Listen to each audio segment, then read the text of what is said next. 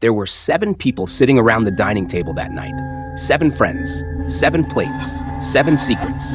And before the night was over, one of them would be dead. It started with an invitation, a handwritten letter delivered to each of us. No phone call, no text message, just a plain white envelope. Inside was a short note. Dinner at Willow House, Saturday 7 p.m. Come alone. The letter was signed by Daniel Harper. That was strange enough, because Daniel had been dead for 6 months. At least, that's what everyone believed. The police report said he drowned while fishing alone at Lake Mercer. His body was never found.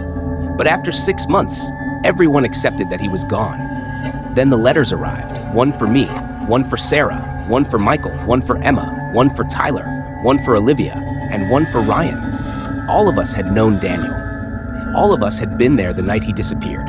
Curiosity got the better of us, and on Saturday evening, we all arrived. Willow House sat alone at the edge of town, an old Victorian mansion surrounded by dead trees. The lights were already on when I pulled into the driveway. One by one, the others arrived. Nobody looked comfortable. Nobody looked happy, because everyone was thinking the same thing. Who sent the invitations? The front door stood slightly open. Inside, the dining room was prepared. 7 chairs, 7 plates, 7 glasses, and a hot meal waiting on the table.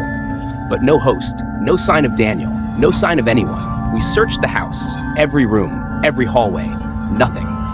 Eventually, we returned to the dining room. The food was still warm, almost as if someone had prepared it moments earlier. Ryan finally sat down. Maybe this is some kind of prank. Nobody answered, because nobody believed that. Then, the grandfather clock in the hallway struck 7. The dining room door slammed shut. Every light in the room flickered, and a television mounted on the far wall turned on. The screen showed a single message, "Welcome." Then another appeared. "You all know why you are here." Nobody spoke. The room suddenly felt much colder. A third message appeared. "Every person at this table is hiding something." Sarah stood immediately. "I'm leaving." She grabbed the door handle. It wouldn't open. She pulled harder. Nothing. The television flickered again. The door opens after the truth. A nervous laugh escaped Michael. "This isn't funny." Then the first secret appeared. A photograph filled the screen. Olivia gasped. It showed her stealing money from the company where she worked.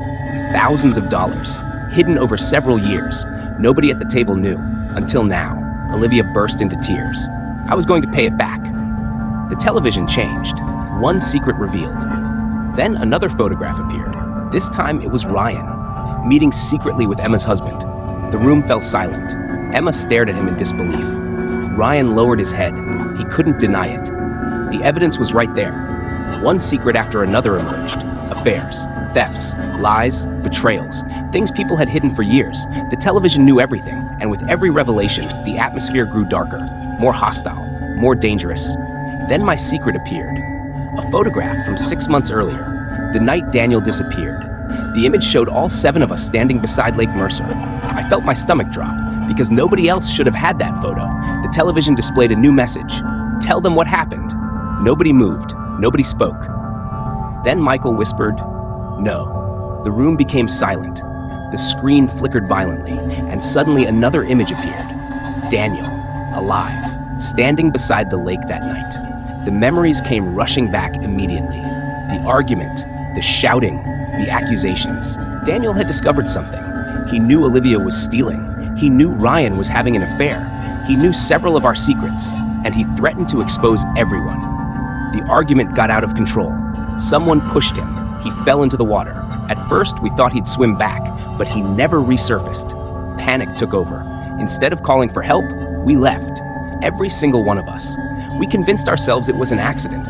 We convinced ourselves there was nothing we could have done. But deep down, we all knew the truth. We abandoned him. The television displayed one final message. Who pushed him? Nobody answered. Then Sarah started crying. I did. The room froze. She buried her face in her hands. I pushed him. Tears streamed down her face. It was an accident.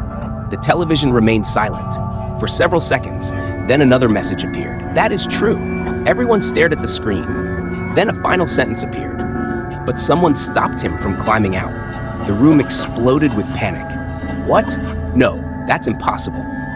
Then the final photograph appeared. The image was blurry, but clear enough. A person standing at the edge of the lake, watching Daniel struggle, watching him try to climb out and doing nothing. The person in the photo was Michael. Michael stood up so fast his chair crashed backward.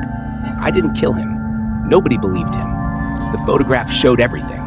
Daniel reaching towards shore, Michael watching, then walking away, leaving him to drown. Michael backed away from the table. I panicked. No one spoke. The television displayed its final message. Now you know the truth. The dining room door slowly unlocked. Click. Just like that. It was over. Everyone rushed toward the exit. Nobody looked at one another. Nobody said goodbye. The friendships ended that night. The police reopened the investigation. Michael was arrested months later. And as for Willow House, it was demolished the following year. Workers claimed they found no electrical system connected to the dining room television, no power source, no hidden projectors, no explanation for how it turned on, or who knew everyone's secrets. But the strangest discovery came from the attic, a dusty cardboard box. Inside were 7 unopened envelopes, each one addressed to a person who attended that dinner. And beneath them was a recent photograph, taken only days before the invitations arrived. The picture showed all 7 of us standing around the table. And behind us, smiling into the camera, was Daniel Harper,